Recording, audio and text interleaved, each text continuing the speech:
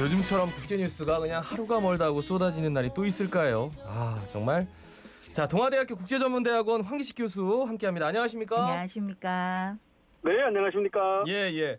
자, 일단은 미국 대선 불복 시위 이게 진짜 언제까지 갈 수 있을지 갈지 그게 굉장히 주목되는데, 그러니까 대선 불복을 시위하는 것도 있고 승복을 요구하는 시위가 있고, 그래서 막 격렬하게 충돌하고 유혈 사태까지 발생했습니다. 소식 전해 주실까요? 아이고, 예, 이거 걱정됩니다. 지난 주말에 유심히 보고 있었거든요. 예. 아이고, 근데 코로나가 지금 너무 재확산되고 미국이 하루에 17만 명씩 신규 확진자가 발생한다고 계속 경고를 하고 있는데 예. 마스크 시위대 최소한 한 2, 3만 명은 돼 보이던데요. 네. 마스크 쓰는 시위 그 사람이 거의 없어요. 예, 거의 없더라고요. 이 바이든 당선자가 걱정하는 것이 저는 일리가 있다고 생각을 합니다. 뭐 시위 자체의 그 이유를 떠나서 바이든 당선자가 아직까지 1월 20일까지는 트럼프 대통령 당신이 대통령인데 이 코로나 확산 방지를 위해서 시위고 뭐고 간에 좀 대통령으로서 정책을 해달라고 얘기를 했지 않습니까? 네. 아우, 저 그거부터 말씀을 드리고요. 지난 주말에 그 시위 자체도 말씀을 드려야겠는데 예. 백악관 바로 인근의 광장에서 벌어졌는데요. 너무 심합니다. 예. 너무 심해요. 예. 어느 정도지요?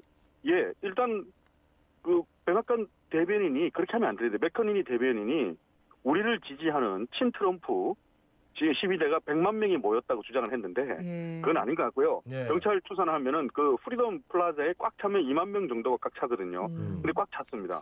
트럼프 대통령이 현장을 지나가면서 참여해 차 안에서 일단 격려하는 모습도 보였고요. 아이고. 그 구호도 트럼프를 위한 행진.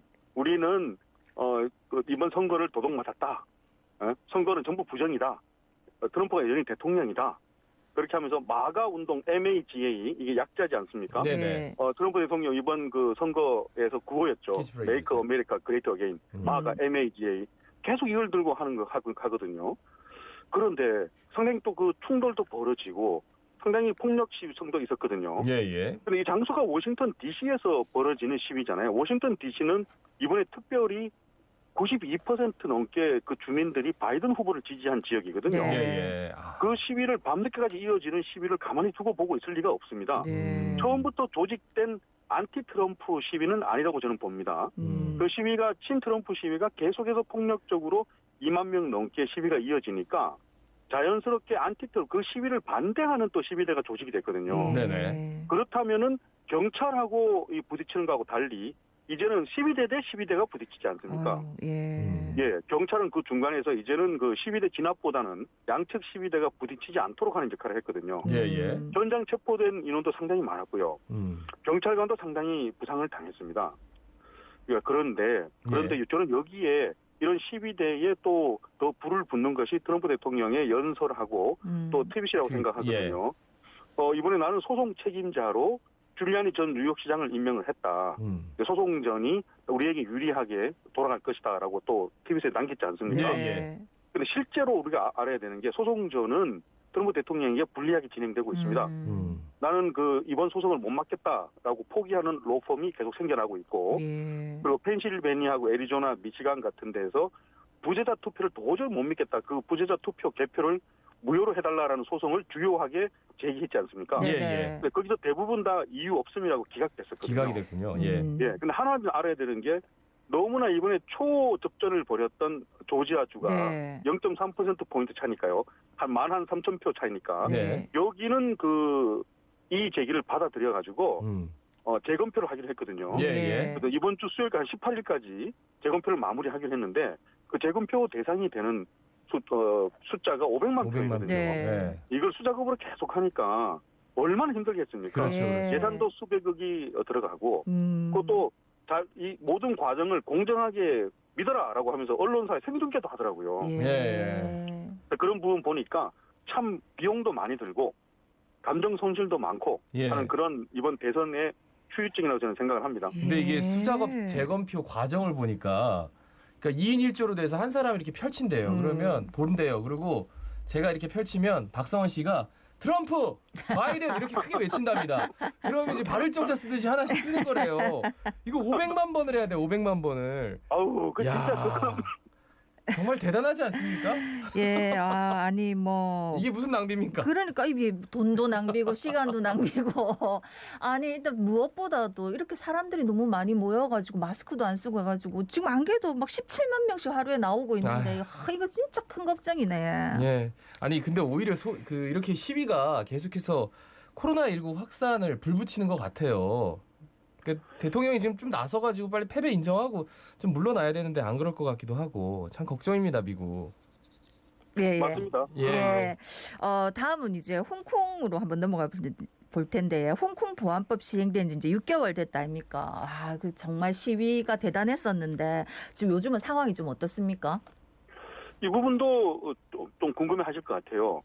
우리 한 6월 달까지 홍콩 관련한 시위 많이 이렇게 말씀을 드리고 우리도 해석을 했지 않습니까? 예. 근데 6월 30일 날 홍콩 보안법이 발효가 됐거든요. 그럼 6개월 정도가 돼 가거든요. 그동안의 현황을 궁금해하실 것 같아요.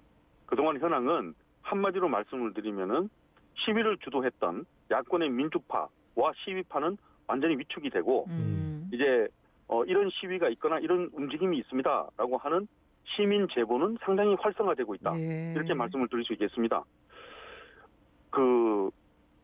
이런 거를 저는 어떻게 생각하는지 모르겠네요. 예. 익명으로 너무 간단하게 제보할 수 있도록 만들어놨거든요. 그러니까 이거 지금 홍콩 보안법에 관련된 주요 안에 범죄가 4가지로 보잖아요. 네. 국가 분열 관련된 행위, 정권 전복, 테러, 외국 세력하고 결탁하는 행위. 이게 4대 범죄로 해서 최대 무기징역까지 할 수 있으니까 네. 시위에 단순 참가하는 것도 무거운 처벌이 가능하기 때문에 국민들도 홍콩의 시민들도 이런 관련된 내용이 있으면은 시민 제보를 해달라라고 하는 것도 유효한 지금 홍콩 보안법에 실시하는 정책 중에 하나이거든요. 예. 근데 이것이 너무 제보가 쉬워요.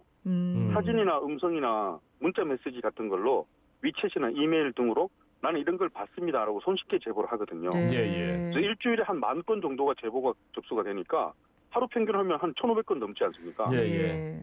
그래서 이런 상황이 되니까 지난 6개월 동안 홍콩 보안법은 역설적으로 말씀드리면 상당히 잘 정착이 되면서 위력을 발휘하고 있는데 이 입법위원회 우리로 말 국회죠. 홍콩의 지금 입법회가 70명이거든요. 네네. 그 중에서 지금 최근에 야당 의원 4명을 제적시켰습니다.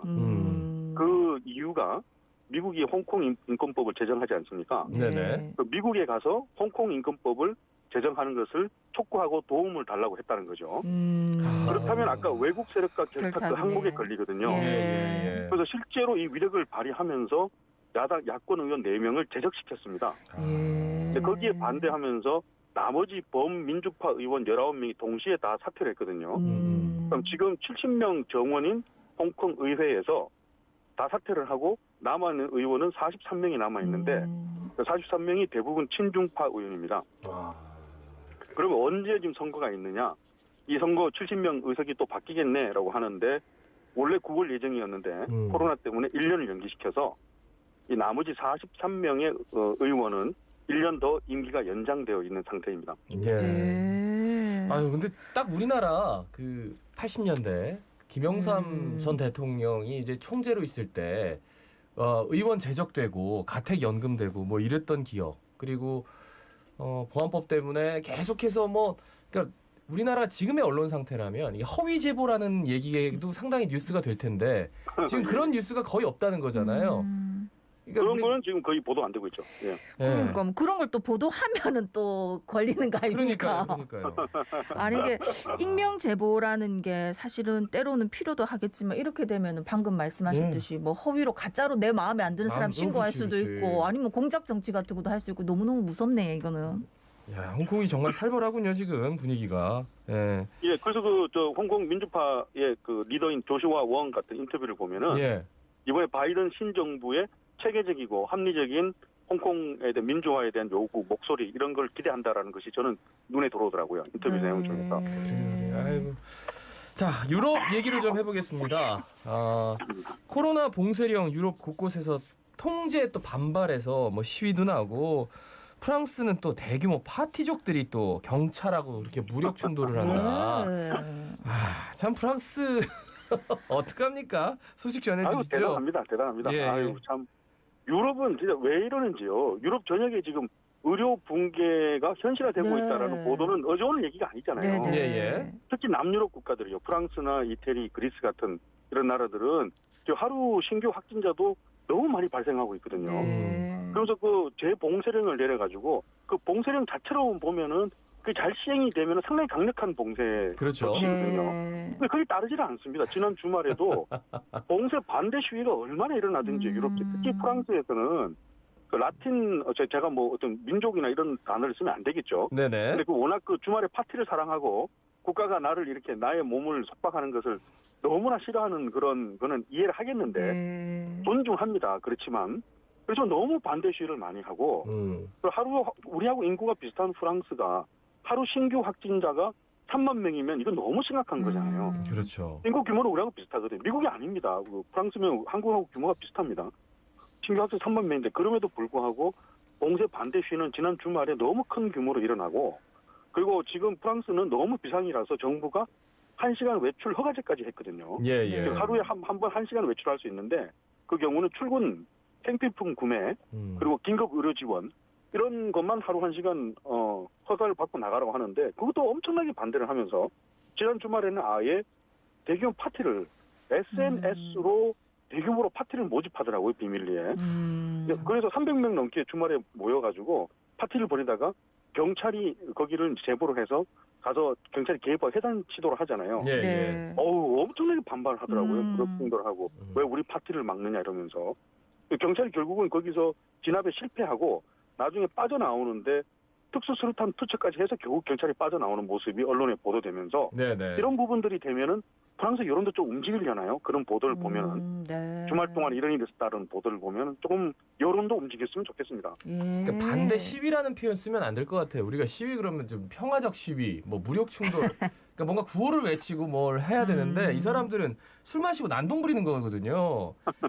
네, 그게 정말 다른 점인데. 예.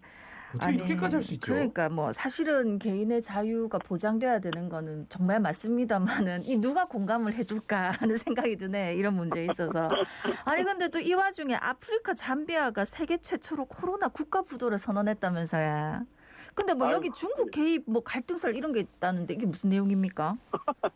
예, 전 코로나에 아프리카에서 제일 먼저 국가부도 선언이 언제 나오나 뭐 기대했던 건 아니지만 네. 우려를 했었는데 예. 나오네요. 아프리카 그 사하라 사막 이남, 그 중부 아프리카, 남부 아프리카는 지금 코로나에서 관광객 유치를 못해서 경제 타격이 상당히 심각하거든요.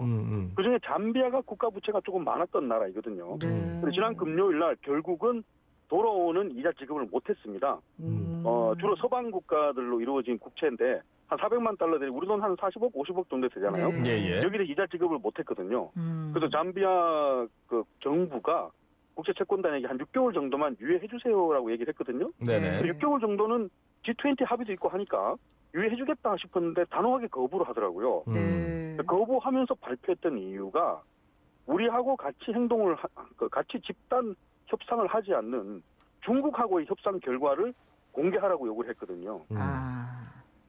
그 당신들 그 잠비아가 지고 있는 국채 그 총부채 중에서 네. 최소한 3분의 1 정도가 중국에게 지고 있는 채무인데 중국하고 같은 협상을 우리는 하지 않으니까 중국하고는 언제 이자를 지급 못하고 어느 정도의 이자를 지급하고 있는지를 우리에게 밝히지 않으면은 그 채무 유예를 허용할 수 없다라고 얘기를 했습니다. 예. 즉 죄송합니다. 그쪽 단어를 빌리자면 우리 서방 국가들만 채무를 유예해줬을 경우에 그럼 이자를 안 받는다는 얘기잖아요. 예, 그렇죠. 그 기간 중에서 중국은 혹시 계속 이자를 받는 거 아니냐? 그렇지. 그런 약간 의심을 의구심을 가질 수 있겠네요.